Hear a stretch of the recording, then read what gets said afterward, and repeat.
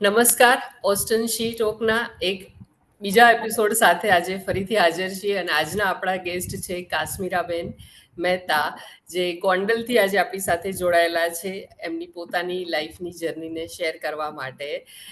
જન્મ એમનો જુનાગઢનો છે, પણ લગ્ન પછી 25 વર્ષથી ગોંડલ રહે છે.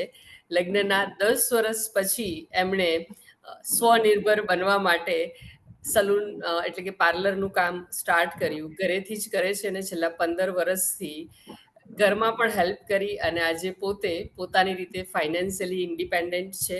પોતાનું કામ 15 વર્ષથી ખૂબ સારી રીતે કરી રહ્યા છે. કસ્ટમર ખૂબ ખૂબ જ સેટિસ્ફાઈ છે એમના કામથી. લગભગ 1000 જેટલા કસ્ટમર છે એમના આજની તારીખમાં.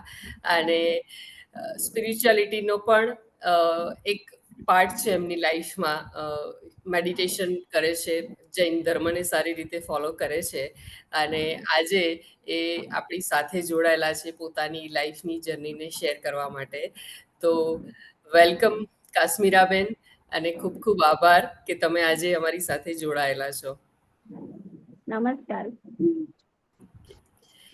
તો કેવું લાગે છે કાશ્મીરાબેન, તમે પહેલા ફોર્મ ભર્યું અને આજે પોડકાસ્ટ માટે અહીંયા હાજર છો, કેવું ફીલ થાય છે અંદરથી?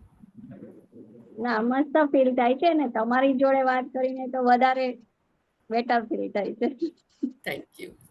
કે તો તમે જે વાત કરી મને આપણે પોડકાસ્ટ સ્ટાર્ટ કરતા પહેલાં, કે લગ્નના પહેલા 10 વર્ષ તમે જોઈન્ટ ફેમિલીમાં રહેતા હતા અને પછી તમે સ્વનિર્ભર બનવા માટે તમે તમારું કામ ચાલુ કર્યું.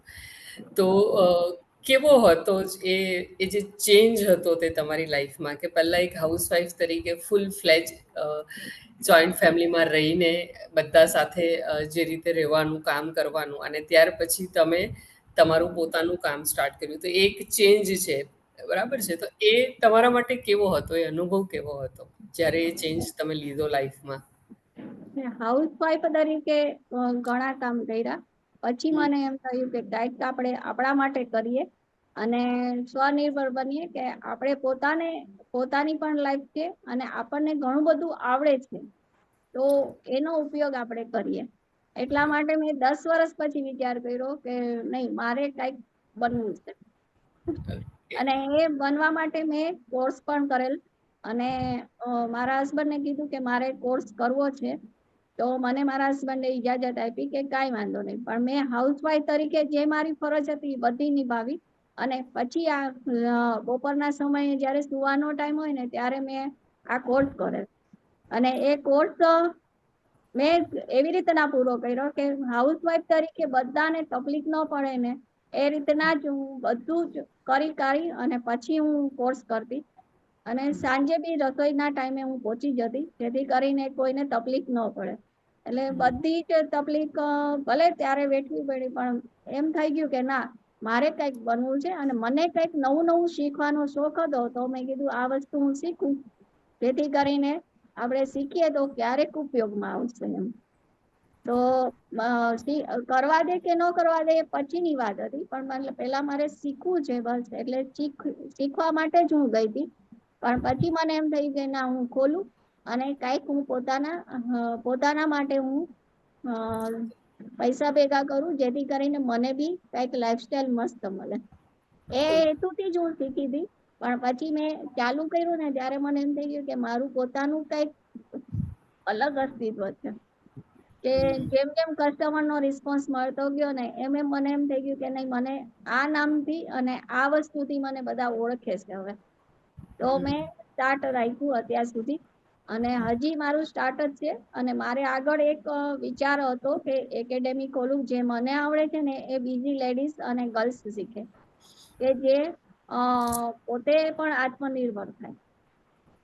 જેથી કરીને ભલે એમાંથી ઘણી લેડીઝને મેં મહેંદી શીખડાવીને તો ઘણી લેડીઝને મેં અત્યારે કરી દીધી છે, કે આત્મનિર્ભર કરી દીધી છે. એ લોકો આવે ત્યારે ઘણીવાર ઘણી લેડીઝ રોવા પણ માંડે છે કે અમારે આ પ્રશ્ન છે, આ પ્રશ્ન છે. તો હું એને એમ કહું, બસ તમે થોડુંક કમાવાનું ચાલુ કરો એટલે તમને ઓટોમેટિકલી બધા જ પ્રોબ્લેમ સોલ્વ થઈ જશે. બરાબર છે. તો ઘણી લેડીઝ કે છે કે અમારે પ્રોબ્લેમ સોલ્વ થઈ ગયા છે. તો હવે મને એમ પ્રાઉડ ફીલ થાય છે કે ના, હું ઘણાને મારું પોતાનું આર્ટ છે એ શીખડાવું છું તો બેનિફિટ છે એમ. બેનિફિટ થાય છે. તમે શું શીખવાડેલું? મહેંદીનું તમે બોલતા હતા હમણાં કંઈ મહેંદી હા શીખવાડેલું? એટલે હા મહેંદી ક્લાસ હું અત્યારે મહેંદી ક્લાસ બી કરું છું, પછી હેરસ્ટાઈલ મેકઅપ ક્લાસ બી કરું છું. હેરસ્ટાઈલ ખાલી હેરસ્ટાઈલ કરવી હોય તો ખાલી હેરસ્ટાઈલ ક્લાસ બી કરું છું. એ ઉપરાંત મેકઅપ ના બી ખાલી કરવા હોય તો મેકઅપ ના, પછી ફૂલ કોર્સ પાર્લર નો કરવો હોય, હાફ કોર્સ પાર્લર નો કરવો હોય, જે બી કરવું હોય એ બધું જ કરાવડાવું છું કે ક્લાસમાં.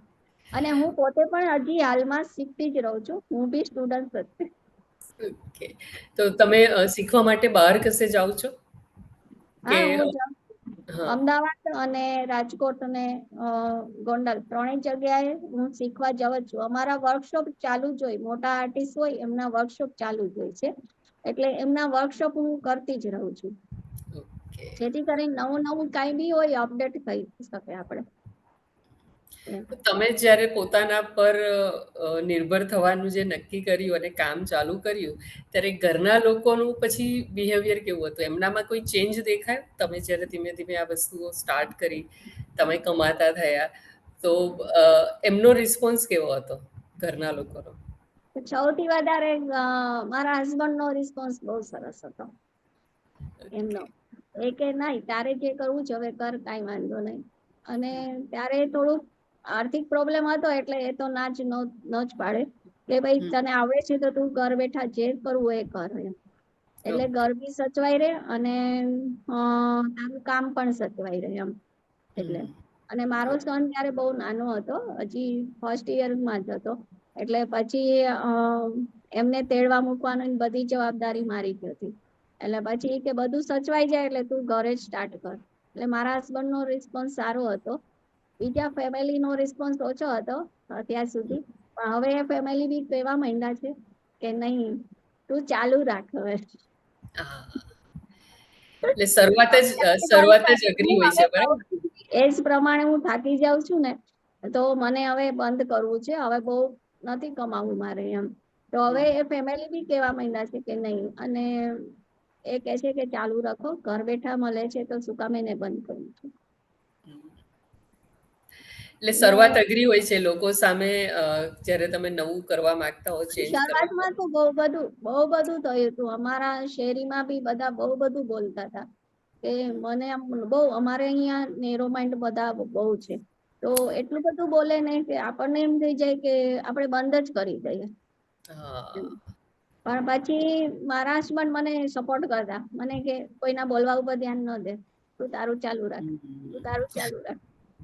બરાબર છે. એટલે મારા હસબન્ડ ના હિસાબે મેં હંમેશા ચાલુ જ રાખ્યું અને હા. આજે ઘણું બધું આગળ નીકળી ગયું છું એમાં. ઓકે. નાના તમે સલૂન માંથી ઘણું બધું, મેં સાચું કહું તો આત્મનિર્ભર થઈને મેં ઘણું બધું કમાઈ લીધું. અને હું તો એમ જ કહું દરેક લેડીઝે આ કરવું જ જોઈએ કંઈક ને કંઈક. ભલે તમે બહાર ન નીકળી શકો પણ તમે ઘર બેઠા બી ઘણું બધું કરી શકો, કેમ કે દરેક લેડીઝ માં કાંઈક તો આર્ટ હોય જ છે. હા. મને એટલી ખબર છે કે કાંઈક તો આર્ટ હોય જ છે. ઈ આર્ટ ને તમે તમારી રીતના બહાર કાઢવાની કોશિશ કરો. ઘર બરાબર છે. સાચવતા સાચવતા બી કરો, હમ. પણ કરો એમ. કરો. યસ. મને કે તો આમ એવું થાય છે હવે, આમ પ્રાઉડ ફીલ થાય છે કે નહીં આપણે આપણું પોતાનું કરીએ છીએ ને તો ઘણું બધું સારું છે. સારું છે. યસ, તમને એક સ્વતંત્રતા મળે, બધું જ મળે એટલે બરાબર છે. તો તમે આ તો અત્યારે 15 વર્ષથી કરો છો એટલે તમારો કોન્ફિડન્સ છે ને, કોન્ફિડન્સથી તમે બહુ સરસ રીતે બોલી રહ્યા છો અત્યારે કે કરવું જોઈએ દરેકમાં કંઈક છે. પણ શરૂઆત કરતી વખતે તમને જે અઘરું લાગેલું હશે તેનું કંઈક શેર કરશો? કારણ કે જે લોકો આ પોડકાસ્ટ જુએ છે અને જે કદાચ શરૂ કરવા માગે છે, તો એમને કંઈ મોટિવેશન મળે કે તમને શું તકલીફો પડી ને તમે એમાંથી કઈ રીતે બહાર આવ્યા? એક તો તમે કહ્યું કે લોકો બોલે છે પણ સાંભળવાનું નથી, તમારા હસબન્ડનો સપોર્ટ હતો એટલે હા લોકોની સલાહને તમે કદાચ બહુ સાંભળતા નથી, તમારે જે કરવું છે તે કરો છો. પણ એના સિવાય એવું કંઈ જે કહી શકો કે જે તમે જેમાંથી પોતે બહાર નીકળેલા હો, તકલીફ પડેલી હોય અને કઈ રીતે નીકળેલા હો? એટલે તકલીફમાં સલૂન નાખ્યા પછી ઘણી તકલીફ પડી. કસ્ટમર ઓછા આવે તો કસ્ટમર ને કેમ આપણે વધારે લાવવા, એ બધી તકલીફ ઘણી પડી. કેમ કે ત્યારે પ્રાઇસ બી ઓછા રાખેલ પણ તોય કસ્ટમર ન આવે. આખા દિવસનું એક કસ્ટમર આવે તો આપણે કઈ રીતના એને કરવું, કઈ રીતના આપણે એને આગળ વધારવા. જાહેરાત તો હું પોતે કરતી જ નથી હાલમાં, પણ કસ્ટમરને આપણે કઈ રીતના હેન્ડલ કરવા, એ બધી તકલીફો બહુ હજી બી હાલમાં પડે જ છે, કેમ કે દરેક લેડીઝ સરખી નથી હોતી, તો તકલીફો પડે છે. પણ હું પાછી મારું એક સ્ટેન્ડ બનાવી લઉં છું કે નહીં, મારા ભાવ આટલા જ છે, તમને પોસાય તો વાંધો નહીં, ન પોસાય તો વાંધો નહીં. ઓકે, બરાબર સ્ટેન્ડ છે. બનાવી લઉં છું, અને હા, એ પછી સ્ટેન્ડમાં જો હા પાડે તો વેલકમ, ના પાડે તો કઈ વાંધો નહીં. ઓકે. એ રીતે આ ચાલુ છું. અને એ ઉપરાંત તકલીફ એ બી પડી કે કસ્ટમર શરૂમાં એવું ફીલ કરતા કે મને તમારું કામ નથી ગમતું. ઓકે. શરૂમાં એવું કરતા, પણ હા, કામ કામને શીખડાવે છે. જ્યારે હા. તમે કસ્ટમર આવે એટલે તમે કામ કરો તો તમને કામ કામને શીખડાવે છે. ત્યારે મને એવું ફીલ થયું કે મારે હજી આગળ ઘણું બધું શીખવાનું બાકી છે. બહુ ફીલ થતું. મને એટલી તકલીફ પડતી કે મને હજી શીખવાનું બાકી છે, આમાં હજી કસ્ટમર એલાઉ નથી કરતા. પછી મારી પાસે એટલા આર્થિક પ્રોબ્લેમ હોવાના હિસાબે એટલા પેમેન્ટ બી ન દઈ શકું કે જેથી કરીને હું શીખી શકું. પછી ત્યાર પછી આ વોટ્સઅપ ને આવ્યું તો એમાં હું બધા મોટા મોટા આર્ટિસ્ટ નું ને બધાનું જોયા કરતી, વિડીયો જોઉં, એ બધું જોયા કરતી. એમાંથી પછી હું પાછું મારી રીતના હું બધું ઇમ્પ્રુવ કરું કે ભાઈ એનું તો આપણે એટલું બધું હેવી ન જઈ શકીએ, પણ આપણું નોર્મલ તો જઈ શકીએ. એમાંથી પછી હું નાની નાની વસ્તુ છે ને એ હું કેચઅપ કરી લઉં. કેચઅપ કરી અને હું મારું પોતાનું કરતી. પછી ધીમે ધીમે એમાંથી હું બધું એકદમ થી કરવા માંડી કે ભાઈ ચલો વર્ક સારું આપણે આપીએ. અને ધીમે ધીમે પછી બધું વર્ક સારું આવવા માંડી તો આજ કસ્ટમર એટલા બધા બંધાઈ ગયા ને કે કસ્ટમર ખુદ કહે છે કે તમે બંધ ન કરતા, તમે બંધ ન કરતા. એટલે થોડીક તકલીફ તો પડે જ છે. કોઈ બી વર્ક તમે કરો ને એટલે તકલીફ પડે છે, અને તમારે અપડેટ થી રહેવું પડે છે. મોબાઈલમાં અપડેટ આપવું પડે ને, એમ આમાં પાર્લરમાં બી અપડેટ રહેવું જ પડે. હા, દરેકે દરેક કામમાં હા એવું છે કે સમય સાથે જે બદલાવ આવે તે આપણને ખબર હોય તો જ આપણે આપણું કામ અને કરી હું શકીએ મારું છીએ. એક મેનેજમેન્ટ રાખ્યું છે કે હા. હું જે કમાવું ને એના હમ. હું 3 ભાગ જ પાડી દઉં છું. ઓકે. એ મારા મારા મોટા સસરા હતા ને એને મને શીખડાવેલું હતું. હમ. એમની વાત મેં હંમેશા યાદ રાખી છે કે તમે જે કમાવ ને એના 3 ભાગ પાડી નાખવાના, જેથી કરીને તમારું બજેટ છે ને ક્યારેય વિખાય નહીં. કયા 3 ભાગ પાડો છો તમે? એક ભાગ છે ને એ જમા જ કરી દેવાનું, ગમે તે થાય. તમે 5,000 કમાણા તો 1,000 રૂપિયા જમા જ કરી દો એમ. હમ. અને 1,000 રૂપિયા છે તો એની વસ્તુ લેવાની, અને 1,000 રૂપિયા પોતાના માટે વાપરવાનું. એ બરાબર રીતે. છે. બરાબર છે. એટલે એટલે એ એમને મને બહુ પેલા મારા મોટા સસરા એ મને કીધું હતું કે તમે એકાઉન્ટ શીખો એ હમ. અને તમે ઈ કે કરો ઈ કે. પણ ત્યારે ફેમિલીની પોઝિશન એવી હતી કે અમે કઈ હું કઈ ઘરના કામથી જ હું ફ્રી નહોતી થતી. એટલે હમ. ત્યારે મને એને શીખવાડ્યું કે આ રીત તું બિઝનેસમાં અપનાવીશ ને તો ક્યારેય દુખી નહીં થાય. હા. તારી પાસે બજેટ પણ બનશે, અને તારી પાસે વસ્તુ પણ આવશે, અને તું તારી લાઈફને એન્જોય કરી શકીશ. પરફેક્ટ. બરાબર છે. ઓકે. તો તમે હા, એટલે જ્યાં શીખવાનું છે ત્યાં શીખીને તમે અમલમાં પણ લાવેલા જ્યારે તમે કમાતા થયા. અને આજ સુધી તમે વસ્તુ કરો છો અને એને એન્જોય કરી રહ્યા છો. ખરેખર હા, આ એક પહેલાના લોકોની અકાઉન્ટની એક પોતાની સિસ્ટમ હતી, પણ બસ આ જ પર્પઝ હતો કે એક ભાગ બચત હોવી જોઈએ. એક પોતાના માટે પણ વાપરવાના કે ખાલી બધું જ બચત કરશું તો લાઈફ જીવશું ક્યારે? એટલે એક ભાગ પોતાના માટે રાખો અને એક ભાગથી વસ્તુઓ લો કે તમારા બિઝનેસમાં જરૂર છે કે ઘરેમાં જરૂર છે, તમે કરતા જાઓ. બહુ સારું શેર કર્યું તમે. હવે મારે એ જાણવું હતું કે આ તો તમે આખી તમારા હાલના કરિયરની વાત કરી, પણ તમારો 25 વર્ષનો બહુ મોટો લગ્નનો અનુભવ છે. તો આ લગ્ન જીવનમાં તમે કઈ જગ્યા પર શું શીખ્યા?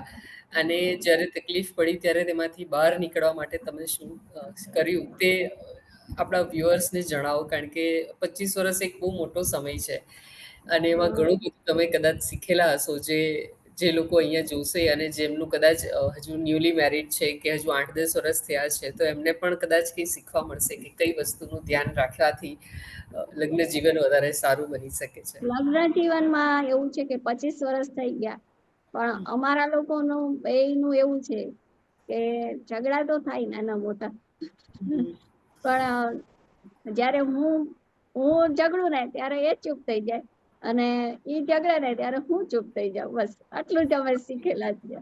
એટલે કોઈ જાતનું અમારે લોકોને એવું નથી થયું કે બહુ અતિશય મોટો ઝઘડો બી થયો છે એવું. અને મારી એક પહેલેથી સિસ્ટમ હતી કે જેની સાથે પહેણો ને એમને જિંદગી પર જ્યાં સુધી મરો ને ત્યાં સુધી તમે એને જ રહ્યો. તમારા મારે એક મારા મમ્મીની ઘરે એક બહુ જ તમે કયો તો એક કામવાળી કયો કે એ આવતી હતી અને એટલી રૂપાળી ને કે મને એમ થઈ જાય કે એનું રૂપ કેટલું બધું સરસ છે.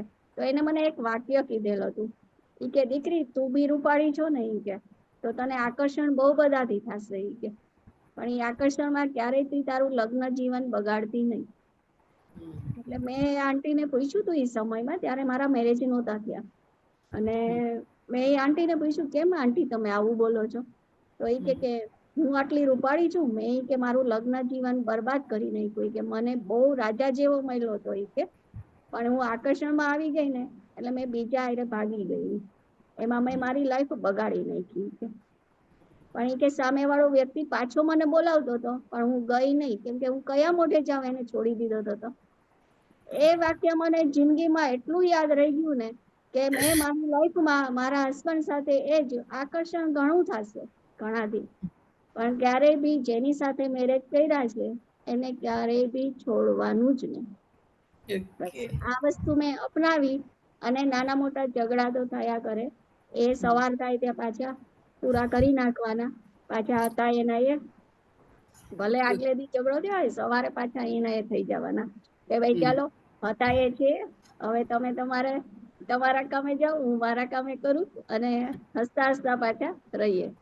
એટલે આ રીતના અમારી 25 વર્ષની લાઈફ ગઈ અને મારાથી ઘણી ભૂલ પણ થઈ ગઈ છે, તો મારા હસબન્ડે પણ લેટ ગો કર્યું છે અને મેં પણ લેટ ગો કર્યું છે.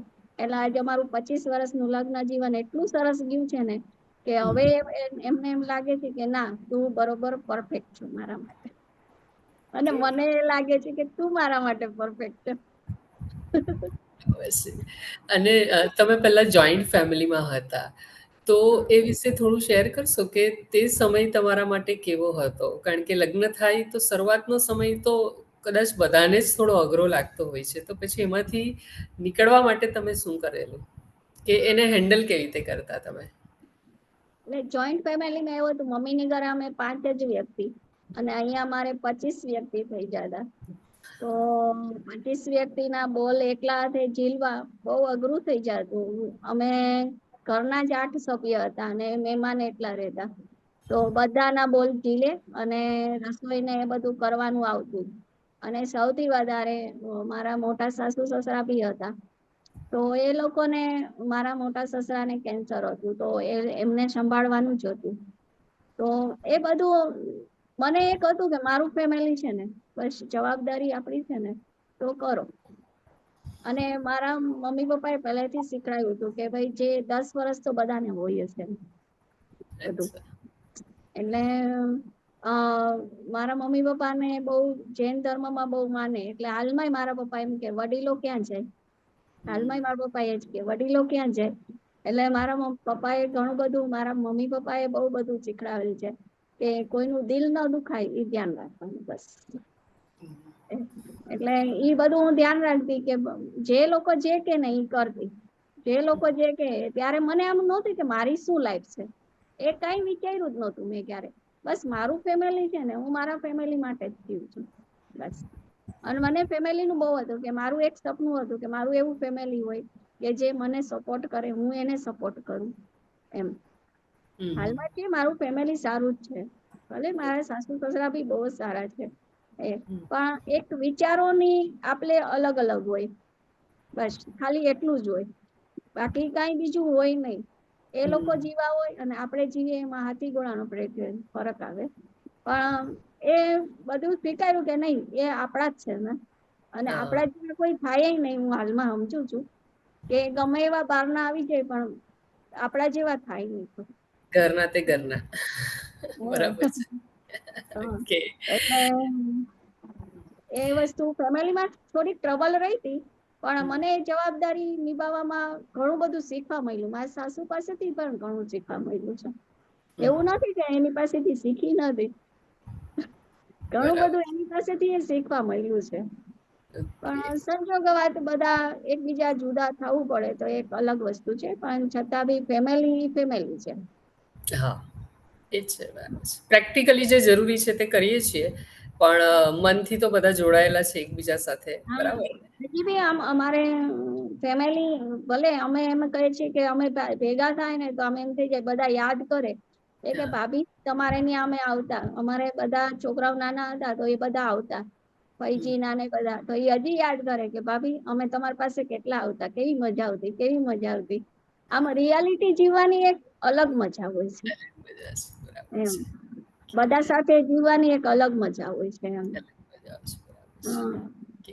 એટલે તમે હું હજી માનું છું કે હા, ભલે ગમે તે ગમે એ વ્યક્તિ આવી જાય, ફ્રેન્ડ સર્કલ એવું આવી જાય, પણ આપણા થાય જ છે. પરફેક્ટ. હજી માનું. યસ. હા. બરાબર છે. કે તમે આધ્યાત્મને પણ ફોલો કરો છો, બરાબર છે? તો એ અનુભવ તમારો કેવો છે? એ થોડું શેર કરશો? આધ્યાત્મિક રીતના તો બહુ સરસ અનુભવ છે કે ગુરુદેવ એક જ વસ્તુ કે છે કે ગમે તે થઈ જાય પણ તમારી સ્માઈલ ન જવી જોઈએ. યસ. તમારી લાઈફમાં ગમે એવા દુઃખ આવી જાય ને તો હસતા રહ્યો, અને એ જ બસ. ઓકે. તમે મેડિટેશન કરો છો?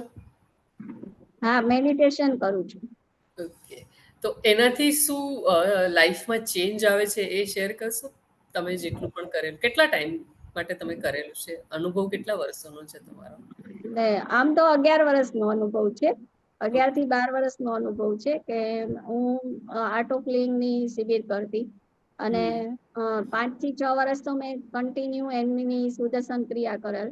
પણ એની જે ક્રિયા કરો ને એ પછી તમે એટલા પોઝિટિવ રહ્યો કે ગમે એ વ્યક્તિ ગમે એ બોલે તો તમને કઈ અસર નથી થતી, અને એ ઉપરાંત તમે ફ્રેશ પણ એટલા રહ્યો કે હા. તમે ગમે એટલું વર્ક કરો ને, સવારે તમે 6 વાગ્યાના ઉઠ્યા હોય ને રાતના 10 વાગ્યા સુધી કન્ટિન્યુ કામ કરો ને તો તમે થાકો નહીં. થાક. એટલે યસ. મેડિટેશન થોડુંક જરૂરી છે, હા. માઇન્ડને બી ફ્રેશ રાખે છે, અને એ ઉપરાંત તમારા શરીરને હેલ્થને પણ સારી રાખે છે. સારી રાખે છે. એટલે મારા હસબન્ડે મને 11 વર્ષ પહેલા પહેલી શિબિર, 15 વર્ષ પહેલા પહેલી શિબિર કરવાનું કીધું હતું કે તું કરી આવ એમ. મારી હેલ્થ સારી નહોતી રહેતી ને એટલે પછી એ શિબિર કર્યા પછી મને સારું લાગ્યું ને તો મેં ઘણી બધી શિબિર કરેલી છે એમની. અને ઓકે. હાલમાં બી એ બે ગુરુને ફોલો કરું છું. આર્ટ ઓફ લિવિંગ ના એક ગુરુને ફોલો કરું ને એક અમારા જૈનના નમ્ર મુનિને ફોલો કરું છું. ઓકે. બરાબર છે. તમે ઘણી બધી તમારી આખી જે 25 વર્ષની જર્ની કહી, એમાં તમે ઘણું શીખ્યા, તમે તમારું સ્ટેન્ડ પણ લીધું, જે બાઉન્ડ્રી સેટ કરવી પડે કે ભાઈ હા પ્રેક્ટિકલી જીવવા માટે જે પણ કરવું પડે એ પણ તમે વાત કરી કે ભાઈ હા જોઈન્ટ ફેમિલીમાં હતા તો ત્યારે જવાબદારી નિભાવી, પછી દુનિયામાં રહેવા માટે અલગ થવું પડે તો એ કરીને તમે સ્વનિર્ભર પણ થયા. આ બધી જ જર્નીમાં તમને ક્યારેય એવું લાગ્યું કે સલાહ કોઈકને આપવી જોઈએ કે નહીં આપવી જોઈએ? જે 25 વર્ષની લાઈફ કે તમારી આખી ઉંમરની તમે વાત કરો, તો લોકોને ક્યારેય સલાહ આપવી જોઈએ? આપવી જોઈએ તો ક્યારે આપવી જોઈએ? એટલે સલાહ અપાય પણ સામેવાળી વ્યક્તિ તમારી માને તો. ન માને તો સલાહ આપવાનો કોઈ, એકવાર કહી જોવાય કે ભાઈ હા. આ વસ્તુ આ કર, બરોબર. હમ. પછી એ માને કે ન માને એ આપણો પ્રશ્ન નથી, એનો પ્રશ્ન છે. હા. એટલે ઘણી વાર ઘણી વ્યક્તિ એવી હોય છે કે જે ખોટી હોય છે કે જે માનતી નથી, તો ઈસ ઓકે, કઈ વાંધો નહીં, ન માન તો ઈ તારો પ્રશ્ન ભાઈ.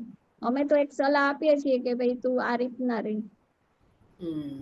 એમ. બરાબર છે. પણ એટલે કરે કે નહીં કરે એમની જવાબદારી છે. બરાબર છે. હા, પણ એવું કહેવાય છે ને કે ઘણી વખત વણ માગી સલાહ આપીએ અને પછી પોતે જ તકલીફમાં મુકાઈ જાય. એવો તમારો લાઈફમાં કોઈ વાર કોઈ અનુભવ થયેલો છે ખરો? એમ તો હું ઘણી વાર થઈ ગઈ છે. પણ હું પછી લેટ ગો કરું, ભાઈ તું જેવો તમે જેવા છો એવા હું એવી ન થઈ શકું.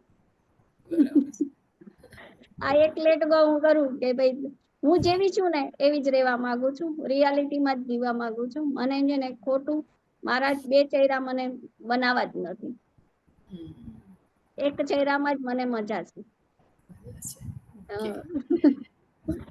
એટલે ટ્રબલ તો પડે છે, એમાંય ટ્રબલ પડે છે. સચ્ચાઈથી જીવવામાં બહુ ટ્રબલ પડે.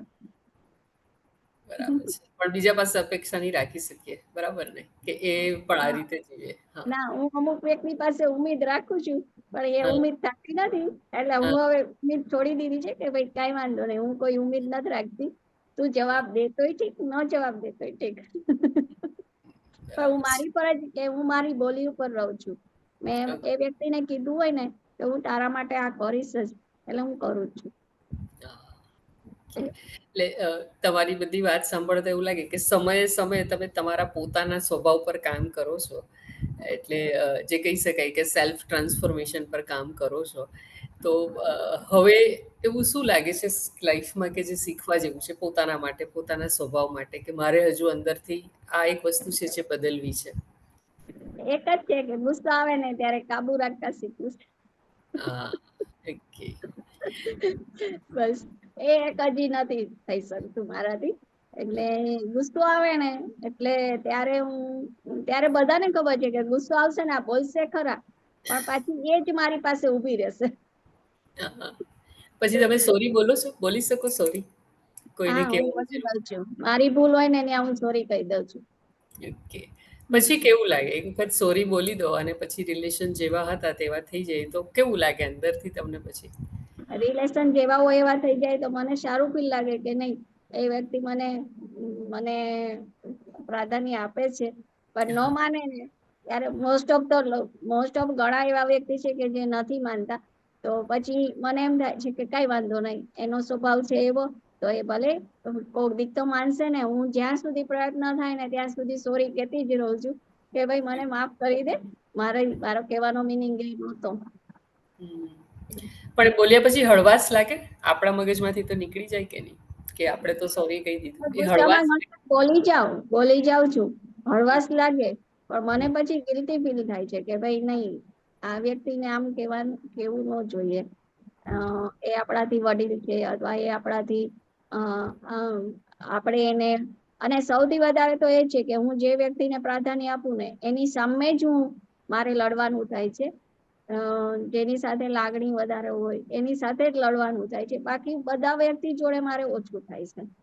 એટલે સંબંધ સારા એવા મારે ઘણા બધા સંબંધ એવા મહિલા છે કે જે મને બહુ જ પ્રાધાન્ય આપે છે અને સમજે છે કે ભાઈ નહીં, આ સારા વ્યક્તિ છે.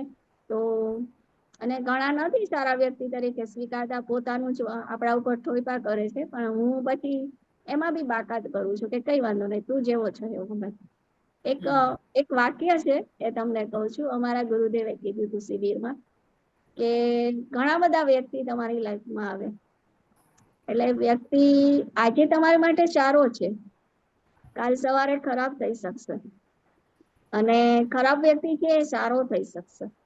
એ વાક્યને મેં બહુ જ ફોલો કર્યો છે. તો મને ઘણા વ્યક્તિ એવા મહિલા છે કે બહુ ખરાબ છે, બહુ જ રિયલમાં બહુ ખરાબ છે, પણ મારા માટે સારા છે. અને એ અત્યારે મારા સપોર્ટર છે. વિચાર કરો, એક વ્યક્તિ એટલો ખરાબ છે ને કે વાત ન પૂછો, પણ એ મારો અત્યારે સપોર્ટર બન્યો છે. મને જરૂર હોય ત્યારે ઉભો રહી જાય છે. ભલે હિંમત ની જરૂર હોય ત્યારે અમે મેસેજ થી જ ખાલી વાત કરીએ, પણ એ ઉભો રહી જાય છે. તો મેં એ ગુરુદેવ નું વાક્ય બહુ જ યાદ રાખ્યું છે. અને ઘણા સારા એવા વ્યક્તિ મહિલા કે આપણે એમ વિચારે કે આ સારા વ્યક્તિ છે તો એ આગળ જઈને બહુ ખરાબ થયા છે. પણ હું એ લોકોને માફ કરી દઉં, કઈ વાંધો નહીં, તમારી વિચારસરણી મારા માટે આ છે તો મને કોઈ ખરાબ મળે કે સારું મળે, હું બધાને માફ જ કરી દઉં. બસ તમને મારી જોડે જે વાત કરવી એ કરો, ન કરવી હોય તો કઈ વાંધો નહીં, તમે તમારા રસ્તે, હું મારા રસ્તે. સહી. આ ફોલો કરો ને ત્યારે તમે કોઈથી દુખી ન થવાના. નહીં થાય. Yes, perfect. તમને ગમે તો વાત કરો, ન ગમે તો કઈ વાંધો નહીં, પણ હા રિલેશન મત તોડો. કોઈ બી સારો હોય કે ખરાબ હોય, કઈ ના કઈ તો તમને ઉપયોગમાં આવશે ને આવશે. ન ઉપયોગમાં આવે તો કોઈ વાત નહીં. તમે તારે રિલેશન બાંધ્યા છે તો તમે તમારા ચોઈસ થી બાંધ્યા છે, તો તમે શું કામ એને તોડો છો?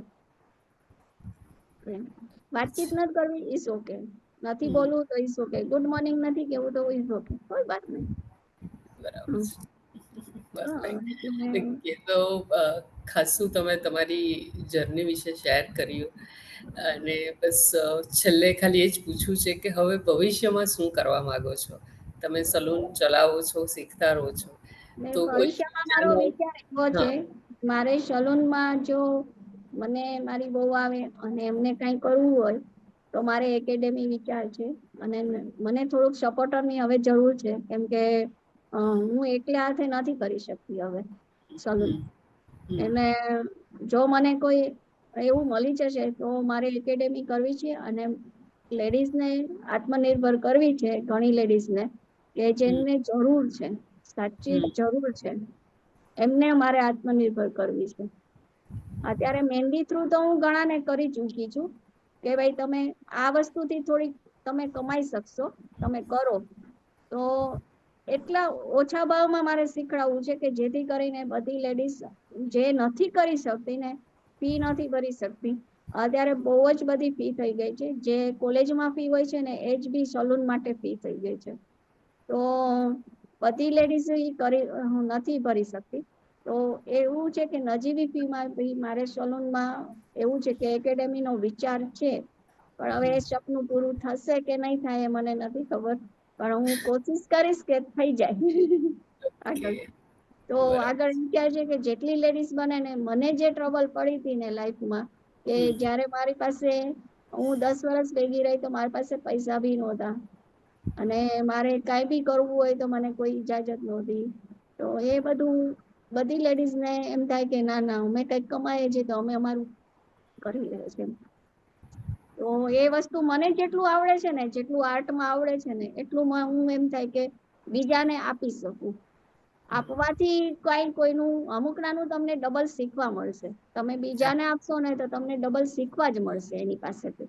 પણ તમને લેતા આવડવું જોઈએ કે ભાઈ ઈ વ્યક્તિએ આજે અમે સ્ટુડન્ટ્સ ને શીખડાવે ને તો સ્ટુડન્ટ એક સ્ટાઇલ કરે ને તો ઈ નવી કઈક કરે ને તો અમને શીખવા મળી જાય છે. Yes, perfect. એટલે શીખવા જ મળશે. એટલે મને એટલું છે કે ભવિષ્યમાં જો મારા હસબન્ડ કેતા હતા એક વાર કે ભાઈ એવું કઈ ઉંમરની બાકાત છે, એવી કઈ ઉંમરનું ન જોવાનું હોય કે તારે આગળ કરવું હોય તો બે છોકરીઓ રાખીને કરજે, પણ અત્યારે થોડુંક આર્થિક રોકાણ વધારે થઈ જાય એમ છે. એટલે થોડુંક સનનું ને એના બધાનું જોવું પડે એમ છે. એટલે જયારે એનું બધું સરભર થઈ જશે ત્યારે વિચાર કરવાનું કરું છું કે લેડીઝ માટે એક આત્મનિર્ભર બને એટલે એને શીખડાવવાનું સ્ટાર્ટ કરવું છે એકેડેમી એમ. મને ઘણા સેલ્સમેન બી અત્યારે અમારા કે છે કે એકેડેમી ખોલો એમ તમે. પણ મેં કીધું હું થોડુંક મારું હેલ્થ ને પ્રોબ્લેમ ના હિસાબે હું હિંમત નથી કરતી. એકલા હાથે નથી થઈ શકતું. એટલે પછી મારા લીધે એક ગર્લ્સ ઉભી કરવી છે એવી કે જે આ ચલાવી શકે એમ. ચલાવી શકે. હા, પણ હવે એ બેસ્ટ. ગર્લ્સ જયારે મળશે ત્યારની વાત છે. હા, એ તો એક વખત તમે નક્કી કરશો તો કુદરત તો સપોર્ટ કરે છે, ઓટોમેટિક તમને જોઈએ છે તે મળવા લાગે છે. અને જ્યારે એક સારી ભાવના હોય ત્યારે તો 100% ઉપરવાળો સપોર્ટ કરે છે અને ઓટોમેટિક બધું ગોઠવાઈ જાય છે. મારાથી ખાલી મહેંદી શીખડાવાય છે તો હું મહેંદી શીખડાવું છું. જેથી કરી મહેંદી અને પાર્લર નું બી શીખડાવું છું. પણ એ પછી એવું થાય છે કે બપોરે 5 મિનિટે તમને આરામ નથી મળતો. ના એટલે થોડુંક હેલ્થમાં પ્રોબ્લેમ પડી જાય છે. એટલે બરાબર. ઈ થોડુંક હમણાં સ્ટોપ કરી નાખ્યું છે કે થોડુંક હેલ્થ ને સારી કરું ને પછી એ સ્ટાર્ટ કરું પછી બધું. નહીં તો મારા તરફથી બેસ્ટ વિશિસ કે તમારું આ સપનું પણ પૂરું થાય અને 100% તમને જે જોઈએ છે તે સપોર્ટ કરવાવાળા પણ મળી જશે. અને તમારી સાથે વાત કરીને ખરેખર બહુ મજા આવી. અને આઈ એમ શ્યોર કે જે લોકો આ પોડકાસ્ટ જોઈ રહ્યા છે એમને પણ તમારા તરફથી કંઈ ને કંઈ મળ્યું હશે. તો બસ આજના પોડકાસ્ટમાં આટલું જ. એટ ધ એન્ડ લાસ્ટમાં તમે તમારી જોડે વાત કરીને પણ મને બહુ જ મજા આવી. થેન્ક યુ સો ઘણા મચ. ટાઈમ તમે પછી છેલ્લે કંઈક કહેવા માંગો છો લાસ્ટમાં જે વ્યુઅર્સ છે એમને? એક જ વસ્તુ કહીશ કે જેટલું તમે જેટલી સ્માઇલ થી તમે કોઈ વર્ક કરશો ને તો એ જલ્દી થઈ જશે. અને હસતા હસતા કરો અને હંમેશા ચહેરા ઉપર સ્માઇલ જ રાખો, કોઈ બી કાંઈ બી બોલે. બાકી એક બીજું એક પણ છે, એક કાન સે સુનો એક કાન સે નિકાલ દો. Perfect. Thank you so much Kashmiraben આ શેર કરવા માટે, આ પોડકાસ્ટમાં આવવા માટે. અને આપણા વ્યુઅર્સને બસ જો આ પોડકાસ્ટ ગમ્યું હોય તો લાઈક કરજો, બીજાને શેર કરજો, ફર્સ્ટ ટાઈમ હો તો સબસ્ક્રાઈબ કરજો આપણી ચેનલને, અને જોડાવાની ઈચ્છા હોય તો એક કમેન્ટ કરજો, રજિસ્ટ્રેશન ફોર્મ તમને મોકલીશું. ફરીથી મળીશું નેક્સ્ટ એપિસોડમાં. અને once again Kashmiraben, thank you so much. Good bye. Thank you.